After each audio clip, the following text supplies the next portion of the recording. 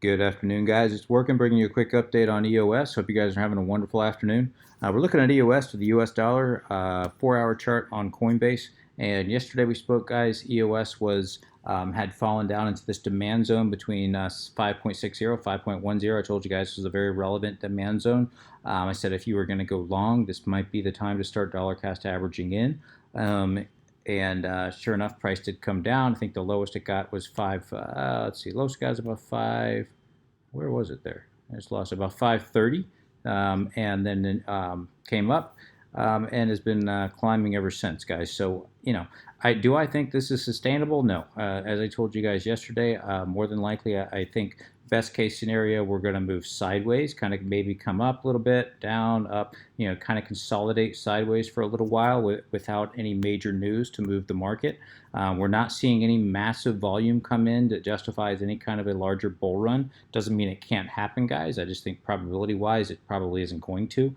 If we look at our we zoom in here and we go from our swing high. Remember, we were in this wedge up here. Price ended up coming out, broke down very, very impulsively to the downside, guys. So algos are going to be looking this pivot up here as their pivot high. So if we go pivot high to pivot low at 530 here, we can see price came up, hit perfectly off the 236. It was rejected, showing market structure, came back, regrouped, came right back up, impulsively broke through that 236, and now it's climbing on up to what I assume is going to be a test of the 382 fib.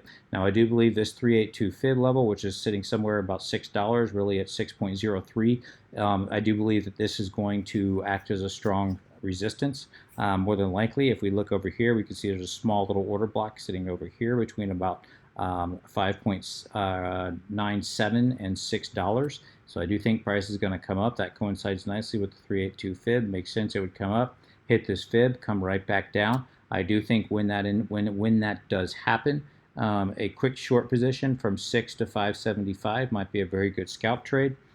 In my opinion, I'm going to probably play that.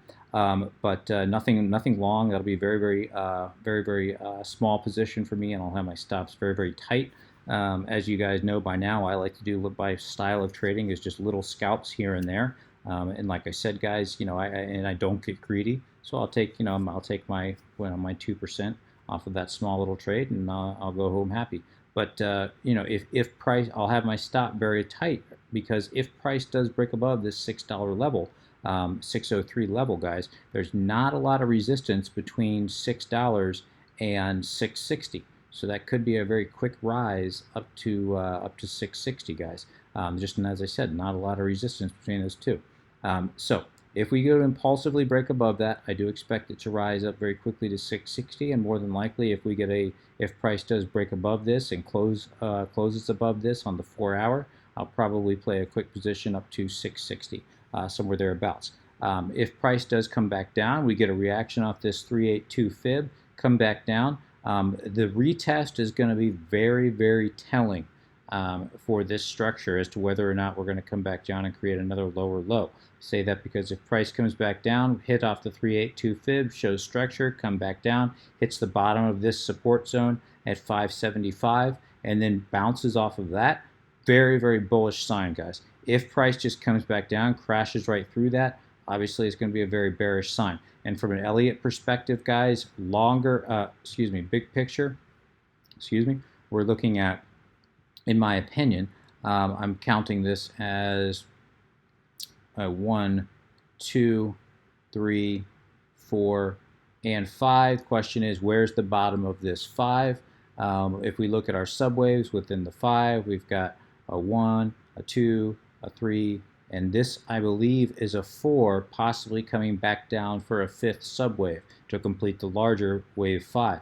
If that is in fact the case, guys, we could be seeing price drop down to $5 or lower. So just be aware that that is a possibility. As I said yesterday, it might be a good idea to dollar cost average in. If you caught the bottom of this, that's good. Congratulations. If it were me and I had bought the bottom of this down here, which I did not, I did not buy this bottom at all. I came back down. I bought the retest over here at 542, and I've already sold just because I'm so unsure of this market. I just went ahead and sold at 580. But If price does end up coming back down, we could be looking at a double bottom scenario. That'd be the best case if price does break through the 575 support and comes back down into this demand zone. A double bottom would be best case scenario, in my opinion, and then impulse right back up. If that does break, we might be coming back down to at least $5. So we'll have to wait and see how this ends up playing out, guys. But looking to the upside, as I said, if we can break above 603, very quick rise to 660, in my opinion. Remember, we've got this descending resistance line here. If we can break above this descending resistance line, that's going to be a very, very bullish indication, guys. So let's just wait and see how this ends up playing out. If we come over here, we look at our moving averages and exponential moving averages. We can see on the 4-hour chart, price came up, found some resistance on the 8-day EMA. 8-day EMA is always a very relevant zone for determining how bearish or how bullish a market is. We can see that this fact it was showing a lot of resistance yesterday.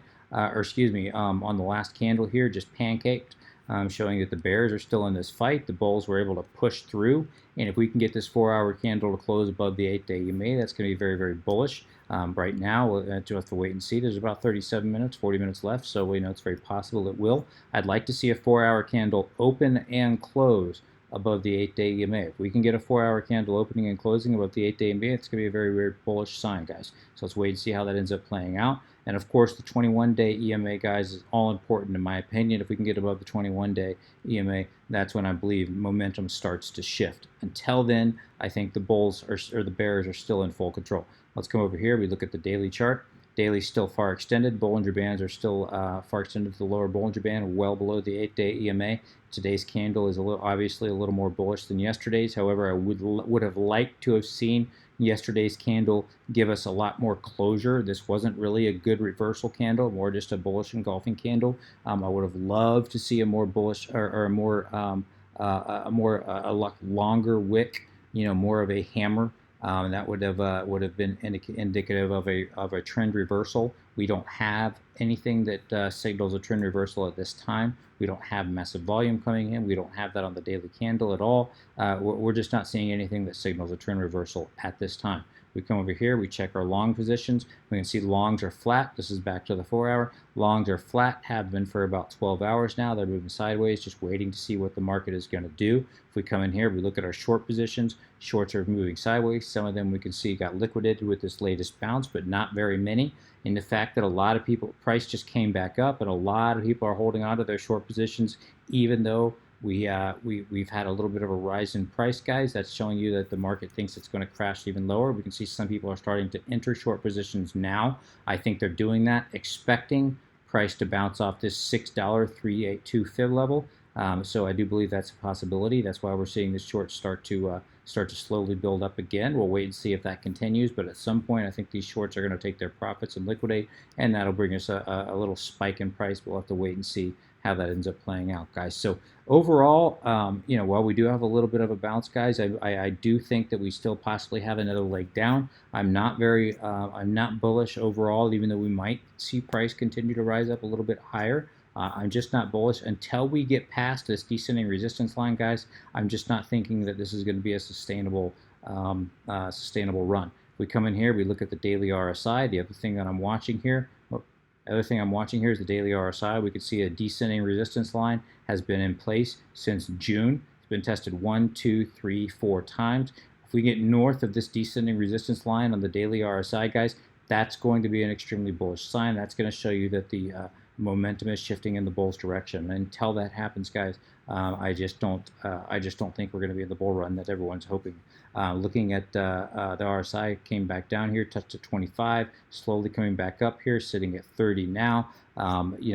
Still oversold, so I still think there could be some upside, guys. But like I said, until we start getting past here, I do think even if it comes back up, more than likely it's going to reverse course somewhere around 32, 33, somewhere thereabouts, and come right back down, just in my opinion. We come over here, stock RSI is well oversold, has been for a while now. The MACD is almost pointing straight down, showing no signs of reversing course. So just very bearish indications all around, guys, but let's wait and see how this plays out, because we know that this can reverse very, very quickly.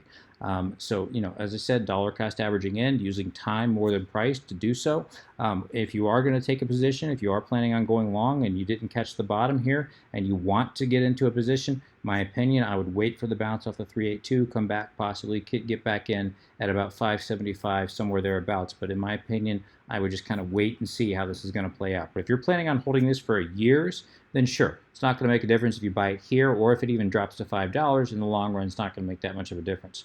So it just depends on what your situation is, and only you know what that is. So I'm going to go ahead and wrap it here, guys. If you have any comments, questions, suggestions, please let me know in the comment section below. As always, I certainly do appreciate an upvote or a re-steam. Just lets me know you guys like the content and want me to continue to do this. So a like, upvote, or re-steam is always appreciated, guys. Until next time, please trade safe. This is Working, signing out.